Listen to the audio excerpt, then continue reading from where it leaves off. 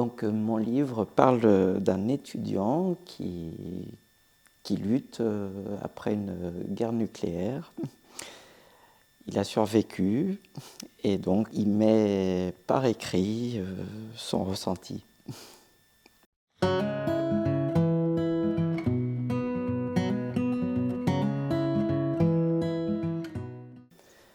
Donc il y a 2 ans, j'ai entendu une phrase de Donald Trump à propos de l'Ukraine, où il disait que s'il était réélu en 2024, le problème de l'Ukraine serait réglé en 2 jours. Du coup, j'ai imaginé qu'il s'alliait à Poutine et que il rasait l'Ukraine et qu'au final, ça déclenchait une 3e guerre mondiale et que le monde entier est dévasté. Et donc mon inspiration est venue de là.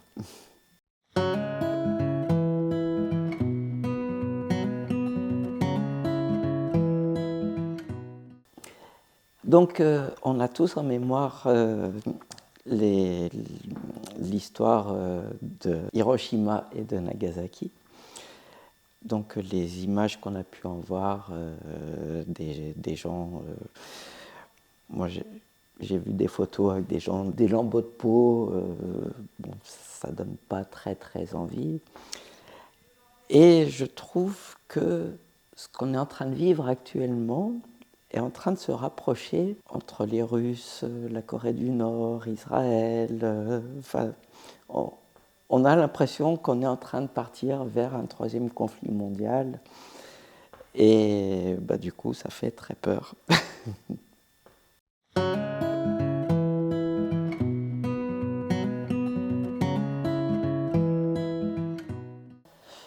Et parce que le nucléaire effraie tout le monde. Mais c'est vrai que les gens aiment bien, comme pour les films d'horreur, il y a beaucoup de gens qui sont très attirés par ce côté très sombre. Et j'ai même été surpris par rapport à des gens qui ont lu mon livre. Il a plu à des gens auxquels je ne m'attendais pas du tout, qui aimeraient ce type de littérature. Et je me suis aperçu que beaucoup de gens aiment des choses très très sombres.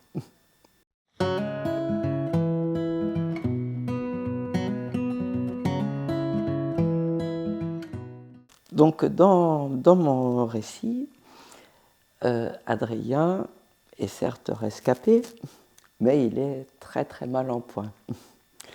Donc il rencontre des personnages.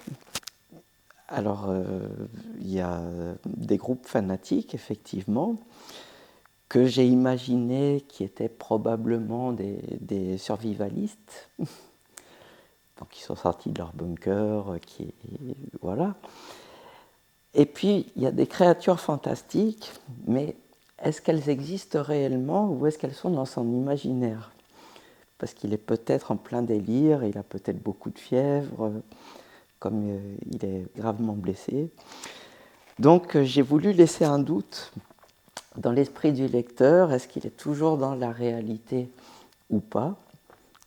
Bon, malgré tout, il arrive encore à écrire son journal, mais est-ce qu'il vit réellement tous ces événements?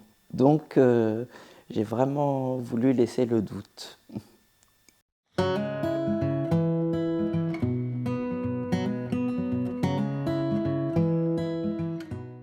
Pour l'instant, je suis très très content. Je trouve que dès le départ, j'ai été très très bien reçu. Et tous les contacts que j'ai eus avec les différents membres de l'équipe ont toujours été très agréables. J'ai déjà recommandé à plusieurs personnes les éditions Baudelaire. J'espère que l'aventure va continuer.